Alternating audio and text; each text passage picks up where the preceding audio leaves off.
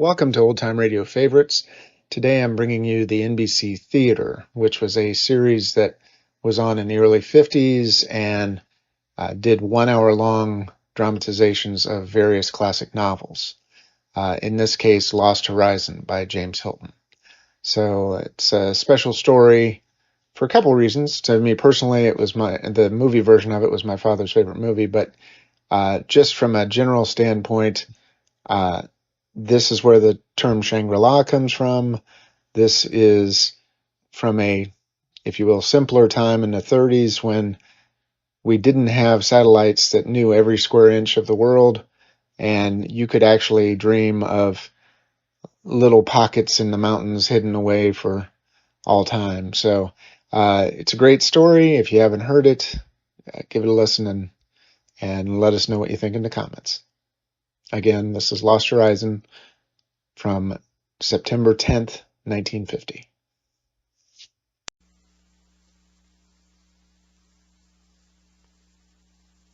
This is the NBC Theater.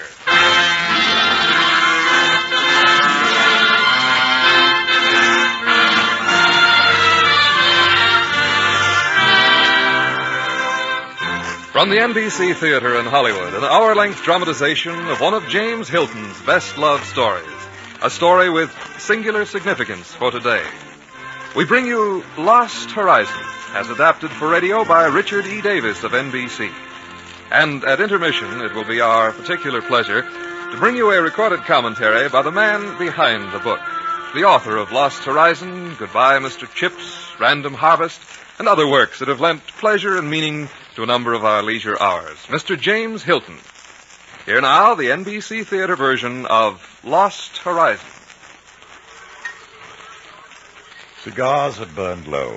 We were beginning to sample the disillusionment that usually affects old school friends who have met again as men and found themselves with less in common than they believed they had. Rutherford wrote novels, very successful.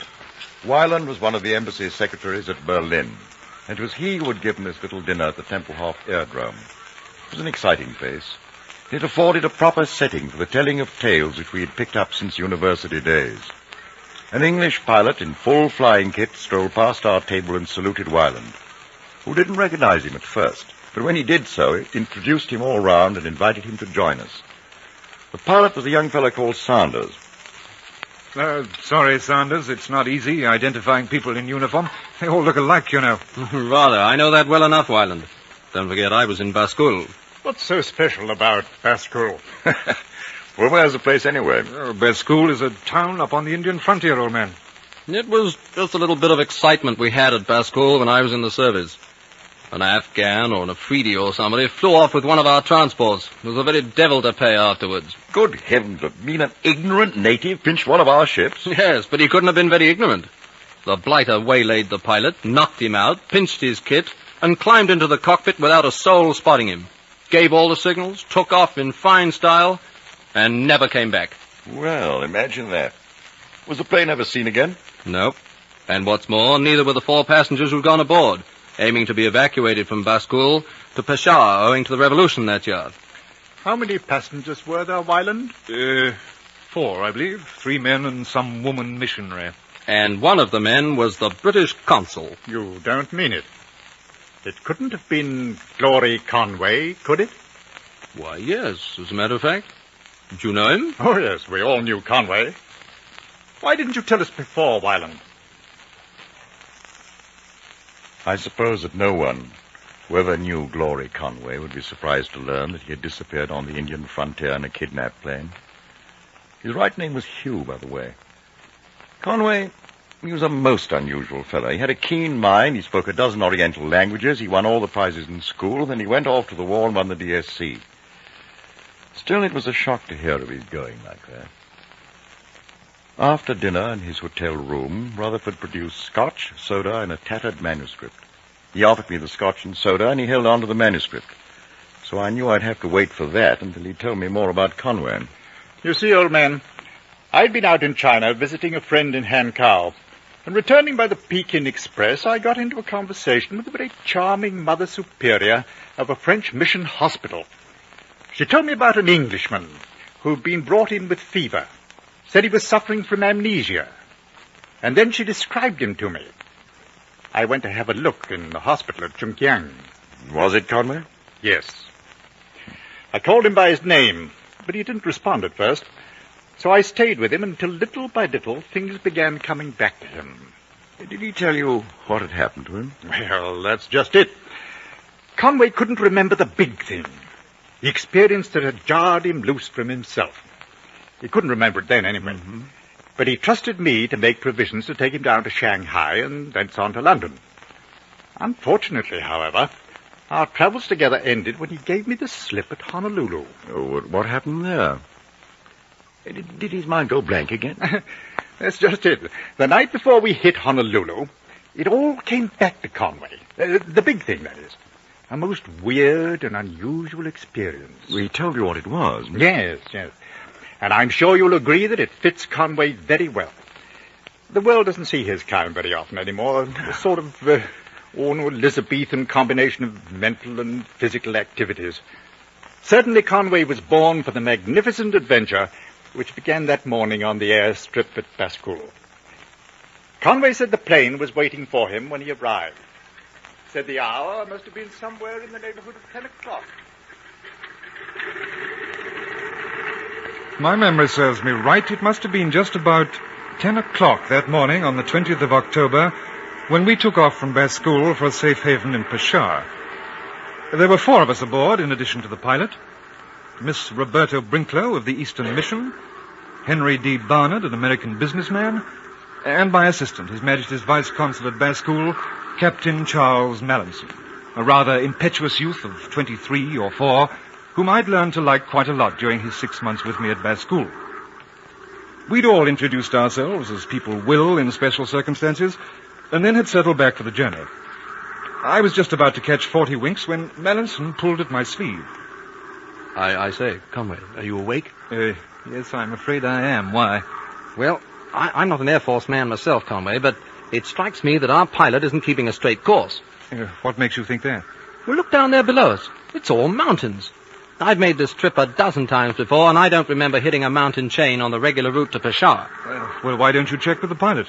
Well, I decided to talk to you first. I don't understand. The pilot's supposed to be Fenner. Yes, I know. But I don't think that chap up there is Fenner. Well, there was probably a last-minute change, a substitution. I don't think that's it. I never saw an RAF pilot who was a Tibetan. Good heavens, Mallinson, are you sure? That's what he looked like to me. Well, he looks like any other pilot from the rear with that helmet on. Or maybe he'll turn around so that I can get a better look at him if I rap on his window. He hears you, Conway. He's turning. My sacred aunt, it is a Tibetan. Then he's opening the window, and he's got a gun. There is no cause for alarm, gentlemen and lady. But I must remind you that I am armed and you are not. Please plan your actions accordingly, and all will go well. And now, excuse me, please. Of all the cheek. Whatever did he mean by that? I'll tell you, Miss Brinklow. Our plane's been hijacked. Back in the States, we call a job like this kidnapping.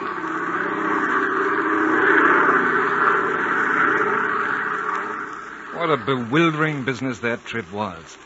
At no time were we offered any clue that indicated where we were being taken.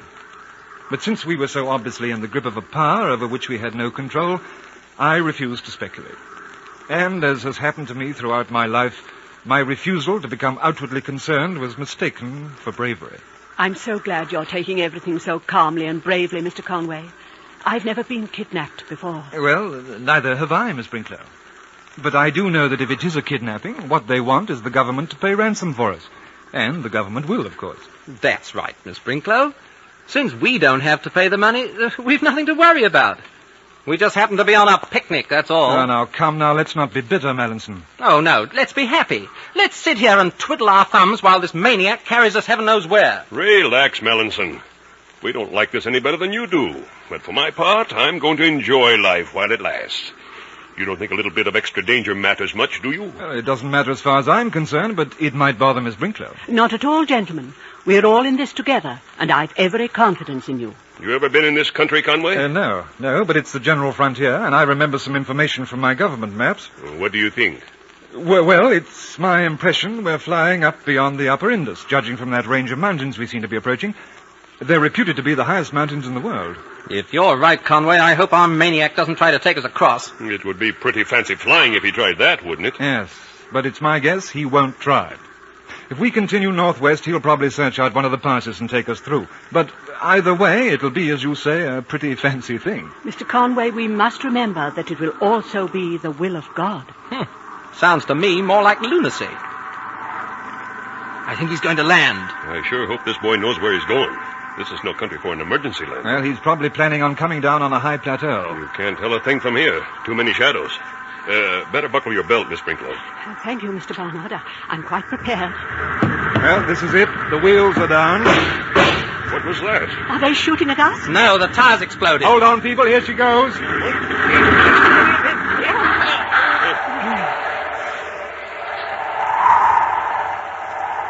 A moment later, after the plane hit, we were all on our feet, out the door and onto the ground, where we found ourselves at the mercy of a dour and savagely melancholy wind which saturated both earth and air.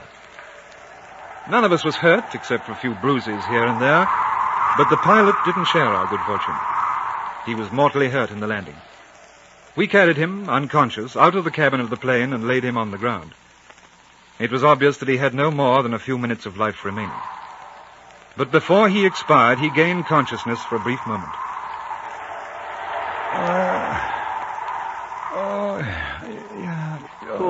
Poor man. A dirty heathen that tried to kill us all. That's what he is. Be quiet, Madison. I think he's trying to tell us something. You better put your ear down close, Conway, if you want to hear what he says over that wind. You go.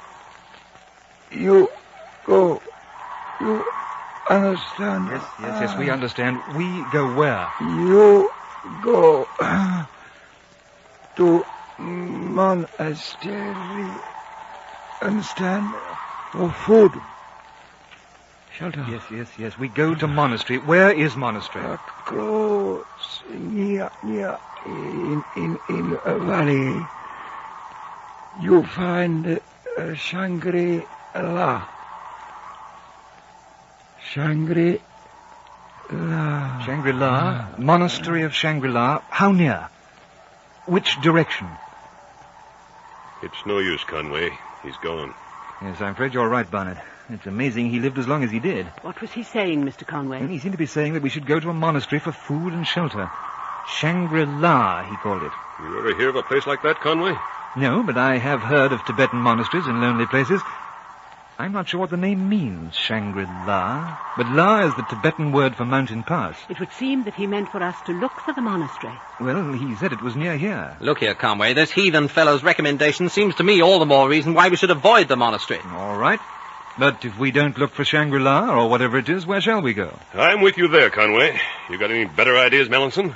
It's a long walk back to the British consul at Peshawar. And frankly, gentlemen, I don't think I could manage it. All right. But what if this monastery's a trap? A nice, warm trap. That's for me, with a piece of cheese in it. That would suit me down to the ground. Well, I take it then that we're all more or less agreed to the monastery. In any case, we can expect nothing here. Well, what do you think we can expect from the monastery? Food, assuming we're lucky enough to find the place, and, I hope, porters and guides to get us back. And what if they murder us? Well, there's no guarantee against that. But as a matter of fact, murder is the very last thing one would expect in a Buddhist monastery. It would be rather less likely than being killed in an English cathedral. Like poor St. Thomas of Canterbury. Hey, wait a minute, folks. Oh, it looks like maybe the monastery is coming out to meet us. Look down there, at the head of the valley. A bunch of men carrying torches. On my word, there must be a dozen or more. Look, they're carrying a hooded chair, the sort of thing priests or elder statesmen ride about in. It hardly seems warlike. Well, we'll find out soon enough, friends. They ought to be up to us here in half an hour or so.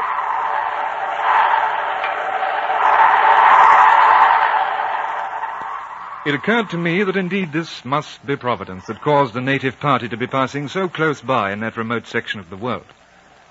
Much to my surprise, the occupant of the hooded chair stepped out and came forward to greet me. He was an elderly Chinese, grey-haired, clean-shaven. And he offered me no opportunity to display my linguistic accomplishments, for he hailed me in excellent English. How do you do? I am from the lamasery of Shangri-La. It is indeed a pleasure, sir. I am Hugh Conway, British consul at Baskool, or was until the rebels forced us out. My companions and I boarded the plane you see up there, expecting to be flown to Peshawar. But our pilot, much to our surprise, had other ideas, and flew us in this direction until we landed, somewhat disastrously, on the side of this valley. Oh, very interesting, Mr. Conway. Has your pilot explained why he was bringing you in this direction? No, he's dead from the effects of the crash. Oh, very unfortunate. My name is Chang, if you would be so good as to introduce me to your friends. Oh, by all means, sir. They're waiting at the plane, and I can tell you they'll be glad to see you. Oh, indeed? Yes, they're all eager to get back to civilization. Oh? Are they so very sure they are away from it? Well, what I meant was they'll be interested in obtaining porters to get back to their part of the world. Mr. Conway, I shall be delighted to guide them back to Shangri-La. But as to specific guarantees about porters, that must be discussed. For the time being, however, let me assure you that you and your friends will be honorably treated, and that ultimately you will have no regrets. I see. And where is your monastery, Mr. Chang? On the far side of Karakal, the large mountain you see at the end of the valley.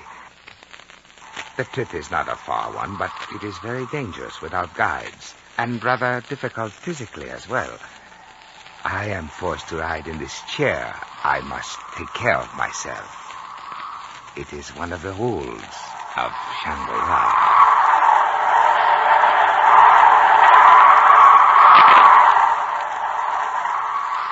I signaled for our little company to come down the valley, and I introduced them to Chang.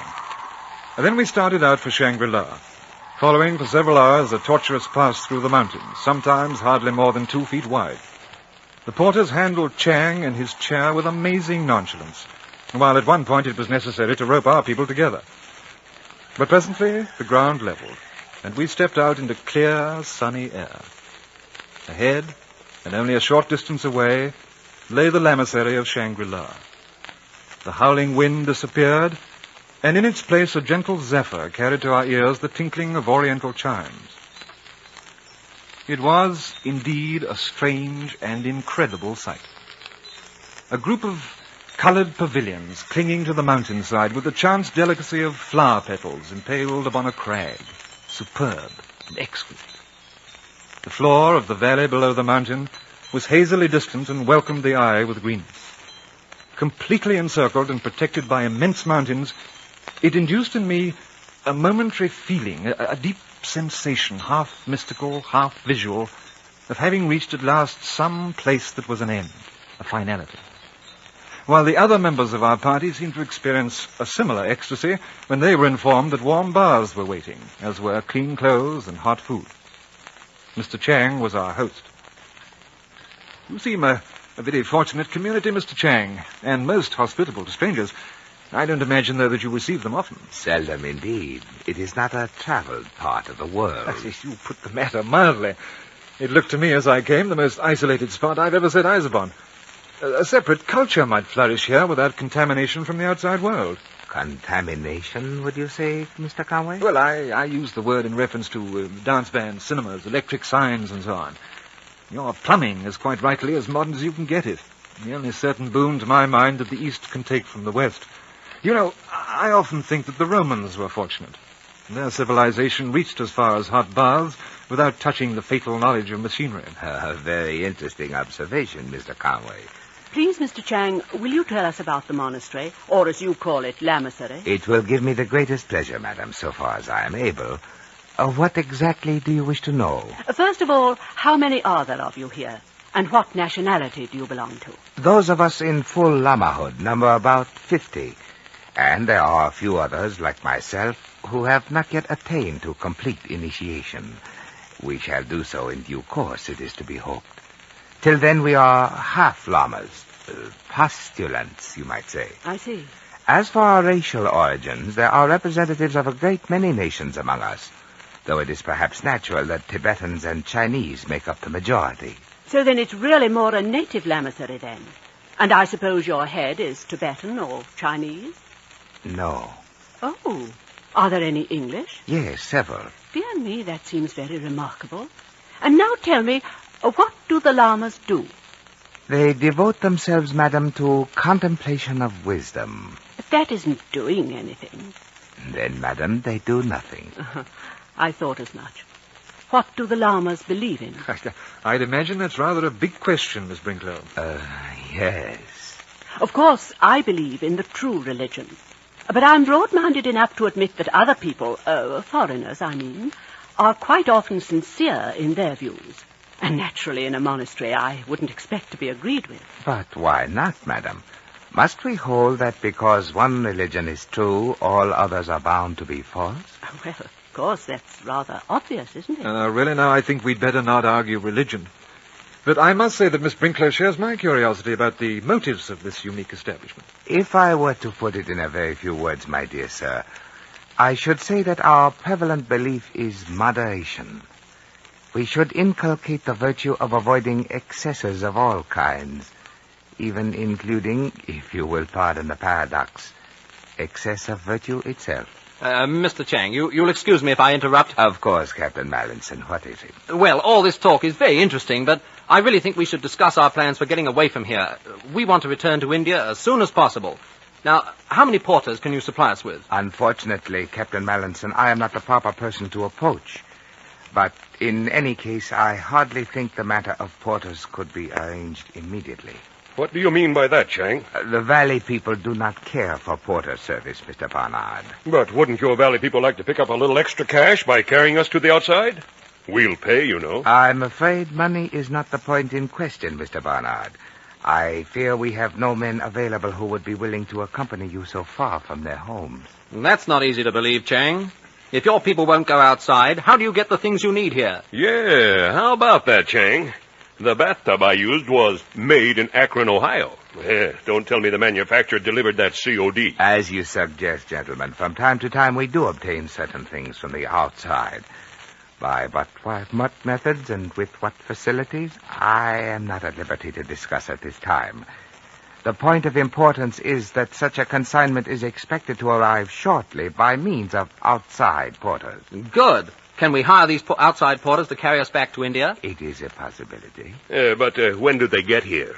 You still haven't told us, Chang. How far in the distant future, Mr. Chang? I think, madam, the phrase distant future is hardly appropriate. Unless something unforeseen occurs, the period of waiting should not be longer than 2 months. 2 months? 2 months in a place like this? It's preposterous. 2 weeks would be the limit. I'm sorry. I did not wish to offend. The Lamasery continues to offer all of you its utmost hospitality for as long as you have the misfortune to remain. I can say no more. You've said enough, if you ask me. But don't think you've got the whip hand over us. You'll soon find out you're mistaken. We'll get all the porters we want, don't worry, and you can bow and scrape all you like. Now, Mallison, get hold of yourself. Captain Mallinson's eagerness to return to his home is understandable, Conway. But believe me when I tell you there is nothing to be done except wait.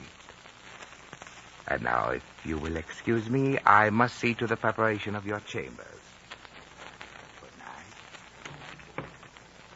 night. No, suppose you all think I made a fool of myself, being so urgent. But I couldn't help it. I think that Chinese fellow's fishy. There's something queer about this business, Conway. And that goes for me, too, Conway. It does seem a little unusual, gentlemen, but I, for one, fail to see what we can do about it. Well, I'm inclined to agree with you, Miss Brinklow. Frankly, if these people can't or won't supply us with porters, there's nothing to be done but wait till the other fellows come. I'm sorry to admit that we're so helpless in the matter, but I'm afraid it's the truth. And I, for one, am prepared to make the best of it. Well, I suppose 2 months won't kill us. The folks in my hometown won't bat an eye. I've always been a bad letter writer. You seem to forget that our names will be in all the papers. We'll all be posted missing, and our families and everyone else will think we're all dead. Hey, I never thought of that side of it, Mallinson. But it don't affect me, I assure you. Well, really, gentlemen, as Mr. Barnard suggests, 2 months here is really nothing to fuss about. It's all the same wherever one is, when one is in the Lord's service. Providence has sent me here. I regard it as a call.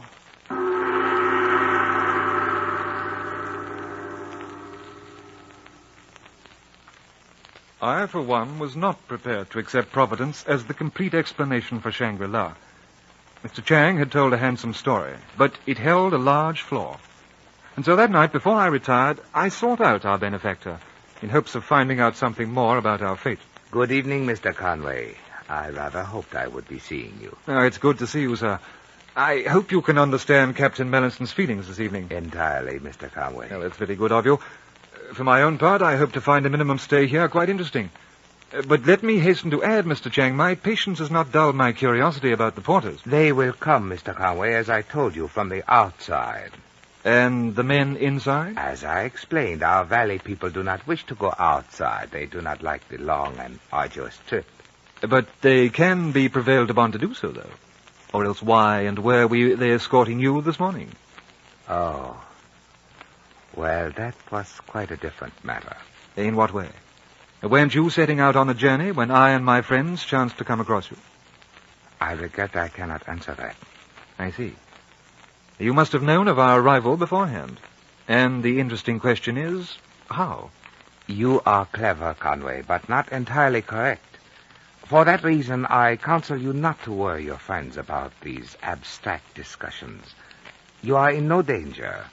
We desire nothing more than that you and your companions enjoy every moment of your stay with us.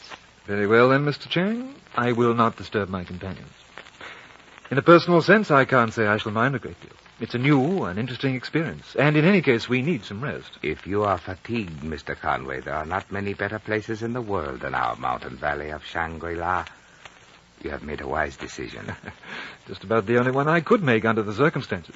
But surely you must realize that I'm not satisfied with your evasive replies, Mr. Chang. I realize that, Mr. Conway. And I tell you now that it's my intention to take our case right to the very top of your organization, if necessary, to the High Lama. Rest assured, Conway, our only concern is your welfare. When the time comes, your questions will be answered. As to the High Lama, it is his practice to interview all travelers who chance upon Shangri-La, but at his convenience. I see. Meanwhile, Conway, nothing more is desired of you in Shangri-La than that you enjoy life.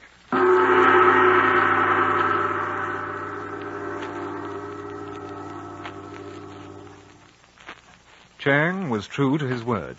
Indeed, it seemed that nothing more was desired of us in the Valley of the Blue Moon than that we enjoy life. Barnard became convinced that the Lamas were rich.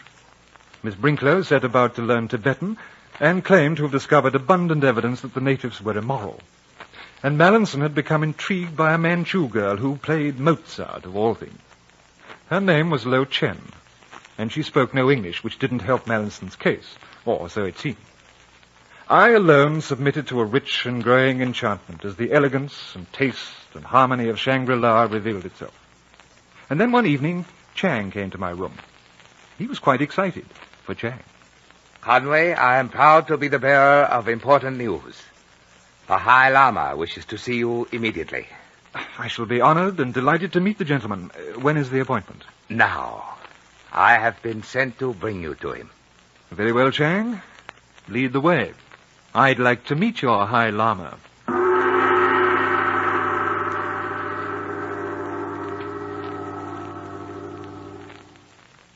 From Hollywood, the NBC Theater is bringing you a dramatic version of the James Hilton novel, Lost Horizon. And now, as a very special welcome feature of today's program, we introduce to you the distinguished author of Lost Horizon, the English gentleman whose writings have won such a special place in American minds and hearts, Mr. James Hilton. Lost Horizon was written in London 18 years ago during the winter of 1932. That was a hard winter for the world, the lowest point had we then known it of the Depression, and already dark with the threat of war to come. About that time it probably began to dawn on civilized man that he lived in an age of recurrent and deepening crisis, that military victories did not bring peace, that his world wars would have to be given numbers, and that nowhere on earth was there any place where the storm could be outridden. It was in this mood that I wrote Lost Horizon, and I enjoyed writing it as one may sometimes almost consciously enjoy a dream. I remember taking walks near my home and climbing the English hills with wild thoughts of Everest and Kanchenjunga. I remember hours in libraries reading tales and legends of the great missionary travelers who explored all Central Asia centuries ago. And I remember when people asked what I was doing those days, it was fun to answer that I was busy on a novel about Tibet, thus leading to the natural question, had I ever been there? I hadn't, and still haven't. And the way things now look, I don't suppose I ever shall. But when recently I saw the motion pictures that Lowell Thomas and his son took during their astonishing Tibetan trip a year ago, I had the curious feeling that I had seen that land before with my own eyes, that I had heard its voices and chants and trumpets, and had breathed the thin, icy air of its mountain passes. And a further strange thing is that I once met another traveler from Tibet, a rather odd fellow he was, and he assured me that he had actually found the lost valley of Shangri-La that I wrote about, a haven of peace and beauty hidden amidst the highest peaks in the world, and that it was all pretty much as I had described it. Of course, I can hardly believe that, but I should like to. I should like to. Thank you, Mr. Hilton. Our radio version of Lost Horizon will continue from Hollywood after a brief pause for station identification. So now I was to meet the High Lama. My amiable host led me up a spiral staircase which delivered us onto one of the higher floors of Shangri-La. The immediate and striking feature of this level was dry, tingling, unnatural warmth. We proceeded down a corridor and stopped before what might well have been the entrance to a Turkish bath, for it was that hot. It was the apartment of the High Lama. Chang motioned me in and then left the room, and I found myself in a dark-curtained, low-roofed apartment, simply furnished with tables and chairs, on one of which sat a small, wrinkled person, motionless. A little old man in Chinese dress. It was the High Lama of Shangri-La, and he spoke excellent English. You are Mr. Conway? I am. It is a pleasure to see you, Mr. Conway. I sent for you because I thought we should have a talk together. Please sit down. Beside me.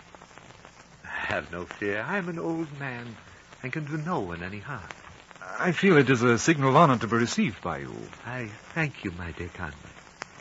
I thought if you could spare a little time, I'd tell you something about the history of Shangri-La. Well, by all means, sir. Again, I'm honored. You will be interested to know that Shangri-La was founded in 1719 by a Capuchin friar who lost his way in the mountains and stumbled upon this valley. His name was Father Perrault. A Frenchman? A Luxembourger. A man of taste and refinement who discovered an ancient lamasery here on the side of the mountain. It was decayed, physically and spiritually, and Father Perrault undertook its reconstruction. It interests me that a Capuchin friar would undertake to rebuild a Buddhist lamasery. I don't wonder at that. But Father Perrault had a pride in his faith. That made him decide that if Gautama could inspire men to build a temple on the edge of Shangri-La, Rome was capable of no less. I see. But what of his superiors? Did they approve? Communication was not easy. Once a message came calling him to Rome, but it took 12 years in getting here. Father Perrault was unable to travel to Rome. He was then past 89. A ripe old age and a full career, I'd say. That's an interesting point, Conway, for you might say that Perrault's career was just beginning in one sense. For after he reached the age of 100, he decided that he was too old for disease and discontent. Only the everlasting sleep could claim him. And he was not afraid. So he devoted his mind to certain mystic practices, which the Indians call yoga. Good heavens, what an amazing man he must have been. Ah, yes. And Perrault was most successful in living out a regimen of reading, meditation, and yoga, including indulgences in the mild ecstasies of the Changberry narcotic, which grows in the valley, thus prolonging his life. He must have lived to a fantastic age. Oh, indeed, yes. Perrault outlived all his disciples. His attitude might be summed up by saying that since he had not died at a normal age, he began to feel that And there was no discoverable reason why he should die at any definite time in the future. Extraordinary point of view, which few of us live long enough to share. It was a superb state which he achieved, Conway. Since Perrault no longer lived in fear of death, he proceeded to live the kind of life he always wished for, suspended in time, as it were. He devoted his mind, which had remained keen, to study. Does that idea not appeal to you, Conway? It would appeal to any man. But what I don't understand is, if Father Perrault's disciples had passed away, who carried on the work of the monastery? A soldier of fortune, who had fought against Napoleon's armies in Italy. A most unusual man, who wandered upon this valley by accident. His name was Henschel, and his energies were responsible for our present state of organization. His loss would have been altogether irreparable had he not completed more than a life work before he died. He died? Yes. An Englishman shot him. It was a few weeks after the Englishman arrived in Shangri-La. He was an explorer. What was the cause of it? There'd been a quarrel about some porters. Henschel had just told him the important proviso that governs our reception of guests. Perhaps you're wondering, my dear Conway, what that proviso may be. I think I can already guess. Is it that the guests of Shangri-La do not leave? You have guessed correctly, my son. In other words, we are to stay here forever. Oh, I would greatly prefer the employment of your excellent English idiom and say that we are all here for good. But can you guess anything else after this long and curious story of mine? Well, it seems impossible.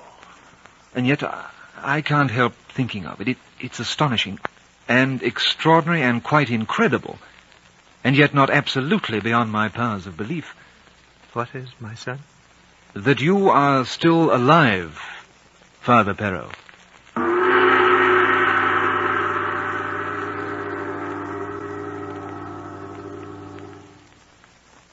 According to his story, Father Perrault had been born in 1681. That made the High Lama 250 years old. At no time did Father Perrault even suggest that he had conquered decay or death, but claimed only that he had learned to slacken the tempo of the brief interval called life, by methods which were as simple in Shangri-La as they were impossible elsewhere. Then I asked Father Perrault a question which pleased him a great deal.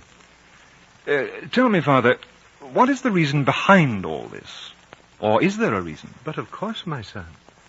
We do not follow an idle experiment. Over a century ago, Father Perrault foresaw a time when men in their war lust would destroy all that is precious in the world. Every book, every picture in harmony, every treasure garnered through 2 millenniums. You predict a dark age? Yes. And when that time comes, Shangri-La will be ready. When the strong have devoured each other, then will the Christian ethic at last be fulfilled, and the meek shall inherit the earth. Then Shangri-La will be ready to lead the way to the more perfect life.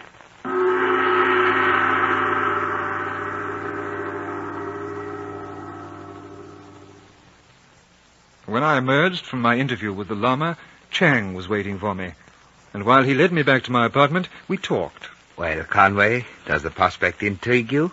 It's almost too much to comprehend all at once. 2 centuries of life.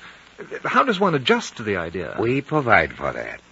There's a 5-year probationary period to accustom one to Shangri-La. And if one does not become accustomed? Oh, I'm not thinking so much of myself as the others in my party. The 5-year period will work wonders for them, Conway.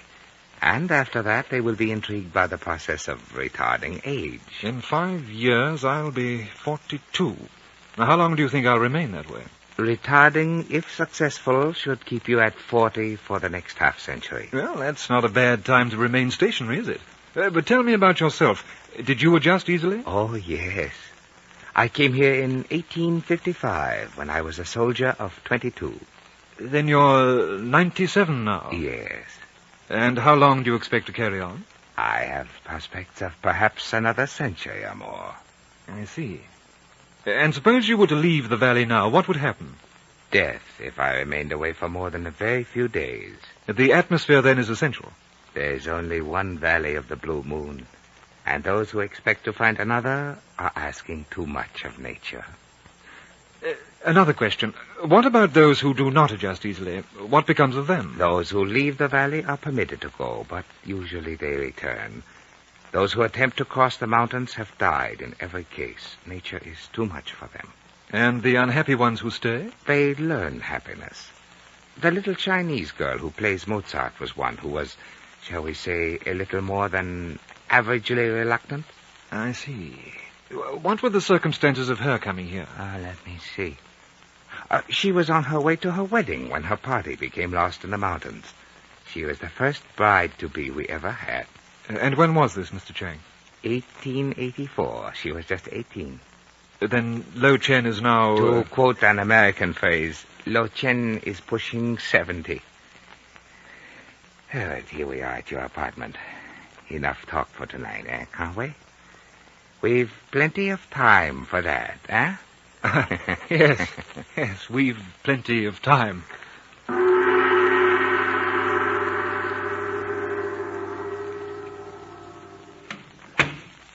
Well, Conway, you must have had a thorough chat with the head man. Oh, I did.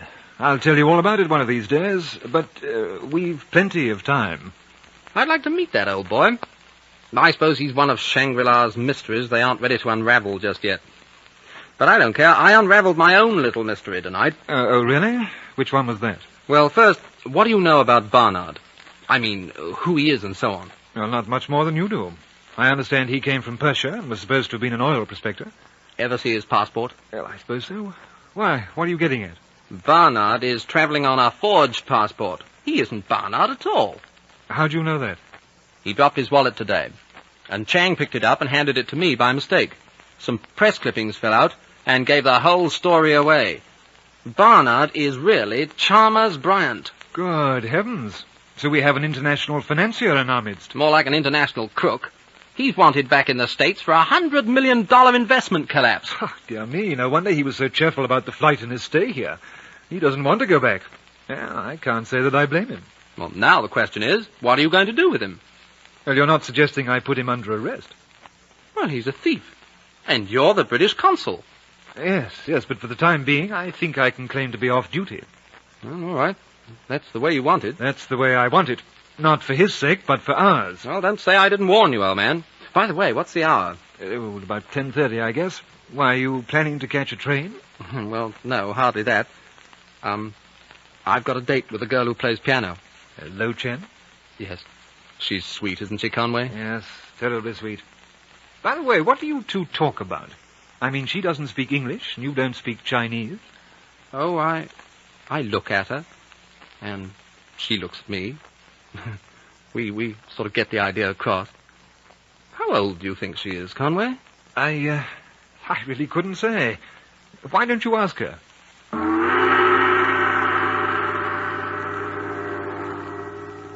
Fortunately, I had Chang to talk to. He was a wise and understanding companion at a time when I couldn't discuss my knowledge of the secret of Shangri-La with my fellow travelers. They were to be told by the High Lama at a time of his own choosing. Meanwhile, my pleasure in my new discovery was marred by Mallinson's interest in Lo Chen. I was afraid he would take it very badly when he learned the truth about Shangri-La and the proviso which would prevent our returning to the outside world. Chang remarked about my deep concern.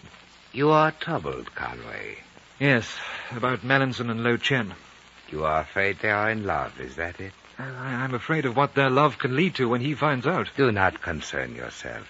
Love in moderation is quite suitable.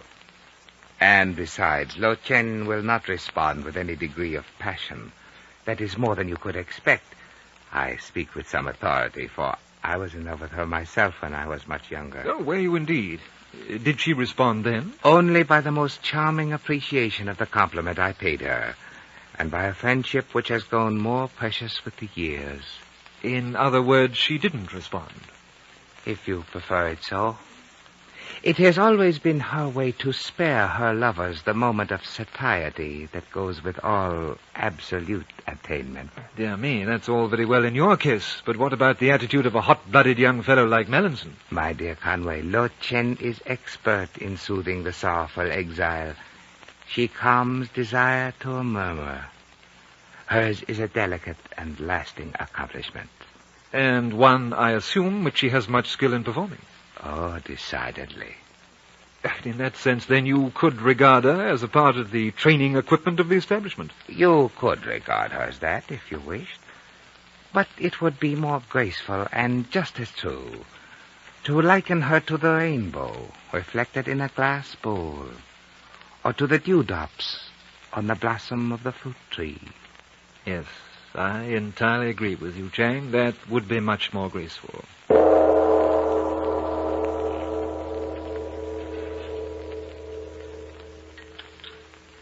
That evening, at dinner, Mallinson's place was empty. He was having dinner with Lo Chen. But Miss Brinkler was on hand, and so was Mr. Barnard, who surprised me no end. You know, Conway, I'm not so sure that this wouldn't be a nice little place to settle in. Tell us why, Mr. Barnard. Yes, by all means, why? Well, Brother Chang took me down in the valley today, and what I saw you wouldn't believe. Gold deposits all up and down the valley. You don't say. Worth much, do you think? Millions. And what's more, Brother Chang said I could prospect all I wanted. There's a fortune down there. Well, it seems to me that you might have found more than that in Shangri-La, Mr. Barnard. Remember, there are things more precious than gold. Well, I'll go along with that part of it, too. Besides, I feel good. Get lots of exercise, and I got no worries. Moderation, you know. That's the motto here. And I take it you've had better than a moderately good time. Nothing like it. Better than Florida. This place suits my taste to a T. And that brings up something else. I might as well tell you folks, now that we're on the subject. I've decided to give the porters a miss. Are you serious, Barnard? I certainly am. I'll just wait for the next trip. That is, if the monks will take my word that I'm still good for my hotel expenses. So you are not going. I'm surprised. You'd better brace yourself for a second surprise, Mr. Conway. Because I think I shall stay, too. You don't say so. Come again, Miss Winklow? I've been thinking over the way things happen to bring us here. And there's only one conclusion I can come to. There's a mysterious power working behind the scenes. Don't you think so, Mr. Conway? Oh, yes. Yes, very definitely. So I asked myself, who am I to question the dictates of Providence? I was sent here for a purpose, and I shall stay. You don't mean you're hoping to open a mission here? Not only hoping, but fully intending. I know just how to deal with these people. I shall get my own way, never fear. There's no real grit in any of them.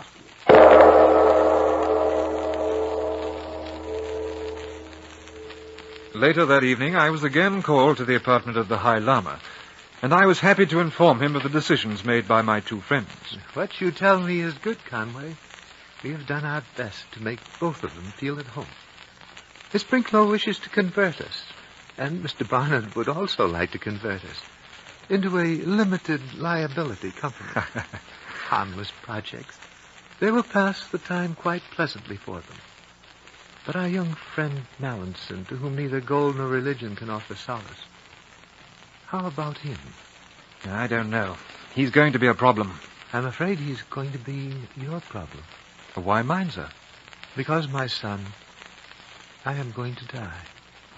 What do you mean? Well, surely, my friend, we're all mortal. Even at Shangri-La. All I know is the simple truth. Already I see the end. And I realize that I have time for only one more thing. Can you imagine what that is? I cannot, sir.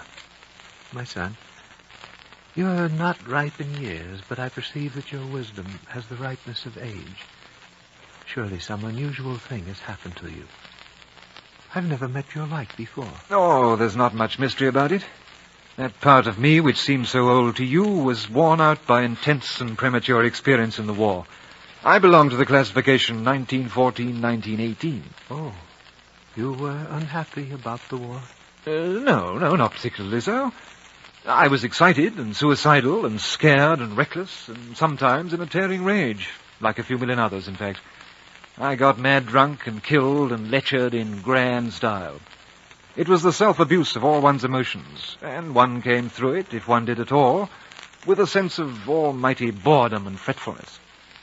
That's what's made the years afterwards so impossible. A difficult education. What have you learned? Well, that's hard to say. Perhaps that the exhaustion of the passions is the beginning of wisdom, if you care to alter the proverb. That also, my son, is the doctrine of Shangri-La. I know. It makes me feel quite at home. I feel I understand you. That is my feeling. And I have waited for you, my son, for quite a long time. I've sat in this room, watched the faces of newcomers, listened to them, always in hope that someday I might find you. I'm honored. I wanted to warn you of the storm that is coming to the world. There will be no safety by arms, no help from authority, no answer in science. It will rage till every flower of culture is trampled, and all human beings are leveled in a vast chaos. Such was my vision when Napoleon was still a name unknown. I see it now, more clearly, with each hour. And you think all this will come in my time? Yes. It is my hope that the airman with his load of bombs will pass us by. And when the new world stirs among the ruins, hopefully seeking its lost and legendary treasures, they will be here, my son, hidden behind the mountains, in the valley of the blue moon, preserved by a miracle, for a new renaissance. I place in your hands, my son, the destiny of Shangri-La.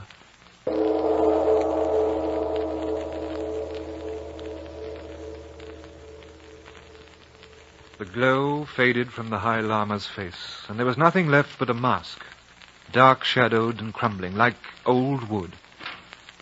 The eyes were motionless, and as I watched, it came to me that the High Lama was dead. I made my way through the dimly lit halls of Shangri-La, where, as on the occasion of my first meeting with the Lama, Mallinson was waiting for me. He had important news. The porters were waiting outside the pass. Lo Chen had arranged our escape, as he put it. She was out there now, on the other side of the pass, waiting for us. And so I told Mallinson the secret of Shangri-La. And, needless to say, he didn't believe me. I really don't know what to say, Conway, except that you must be mad. You really think I'm mad? Well, I should say so after a tale like that. I mean, well, really, such utter nonsense. It seems to me rather beyond arguing about. Now, look, come on, old man. I'll need your help getting over that tight spot in the pass. Let's get out of here. I'm afraid I can't go with you, Mallinson. I've absolutely no desire to go back to that life at all. Well, I'll take it over what we've got here, penned in with a pack of old men.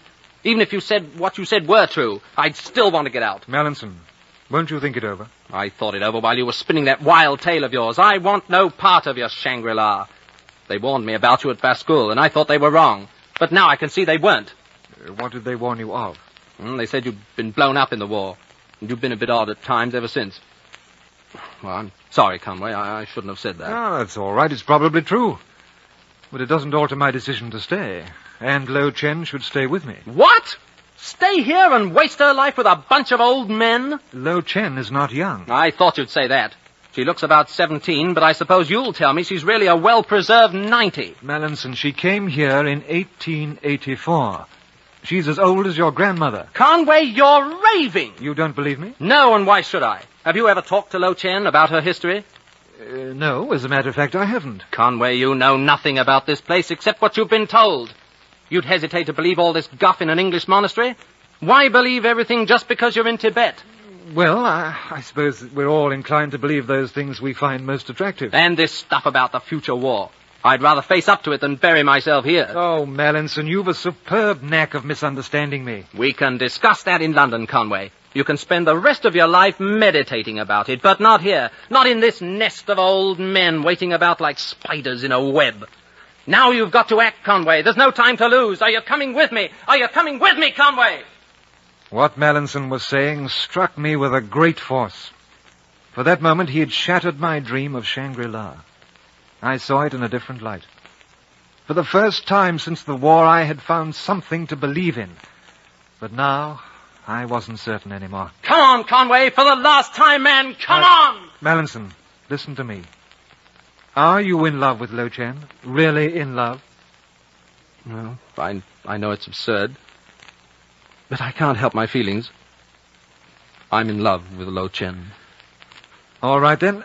I'll help you over the pass. And what about yourself? I'm coming too, Mallinson.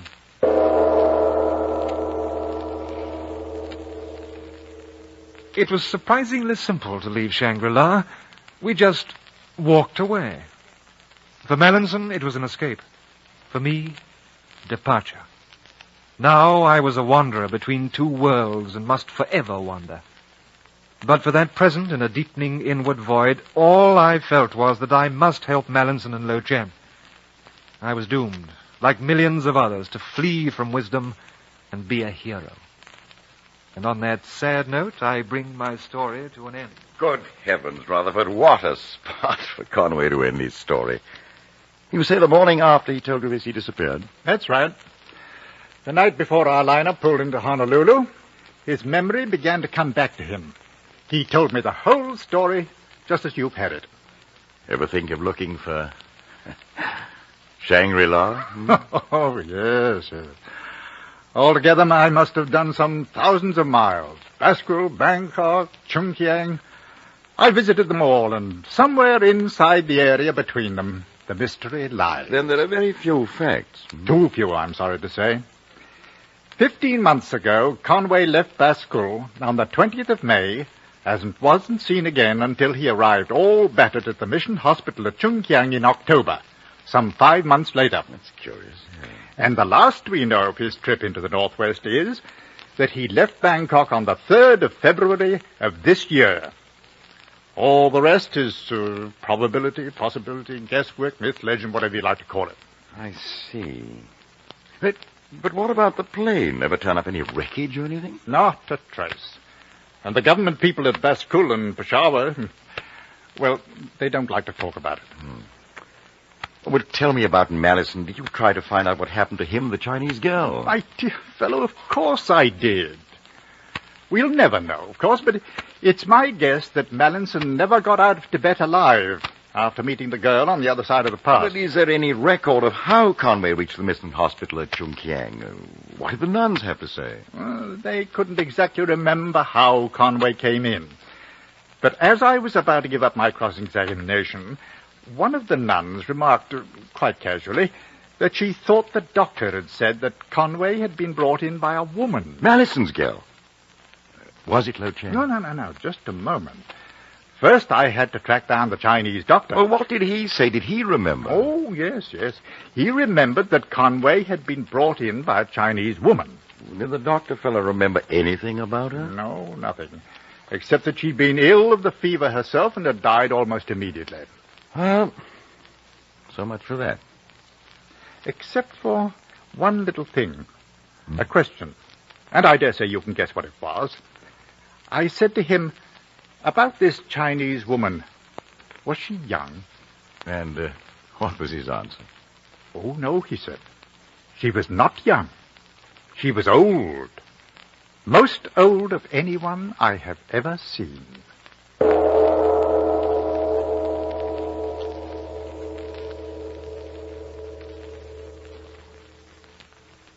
Rutherford and I, we sat for a long time in silence. Then we talked again of Conway as I remembered him, boyish and gifted and full of charm, and of the war that had altered him, and of so many mysteries of time and age and of the mind, and of the little Manchu who had been most old, and of the strange ultimate dream of Shangri-La. Do you think he ever found it? You have heard Lost Horizon by James Hilton, as adapted for radio by Richard E. Davis. Be with us at the NBC Theater next week for a dramatization of Charles Morgan's novel of youth and art, Portrait in a Mirror, and the following week for Miguel de Cervantes' classic work, Don Quixote. Commencing with Don Quixote, the NBC Theater will resume its participation in college-supervised courses in world literature. If you wish to increase your own knowledge and appreciation of the great novels and novelists, we suggest that you write for full information on these correspondence courses. Write to the NBC Theater, in care of one of the following universities or colleges: the University of Louisville, Kentucky; Kansas State Teachers College, Pittsburgh, Kansas; the University of Tulsa, Oklahoma; Texas College of Arts and Industries, Kingsville, Texas; and Brooklyn College, Brooklyn, New York.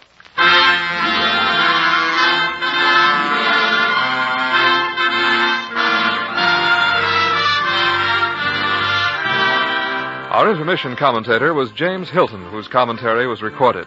In today's cast, the narrator was Ramsey Hill. Rutherford was Raymond Lawrence. Conway was John Dodsworth. Mallinson was Robin Hughes. Miss Brinklow was Doris Lloyd. Barnard was Nestor Paiva. Chang was Marvin Miller. And the Lama was Stephen Chase. Your announcer, Don Stanley. The NBC Theater is produced by Wade Arnold. The director of the NBC Theater is Andrew C. Love.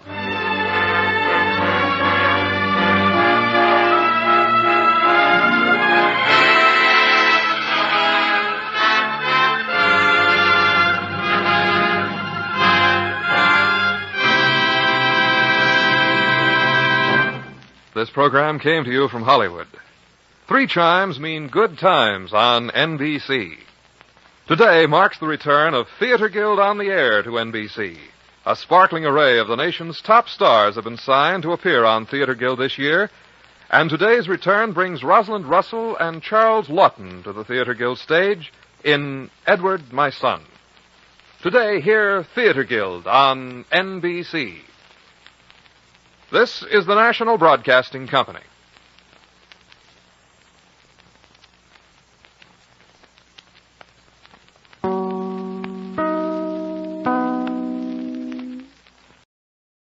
Okay, hope you liked it.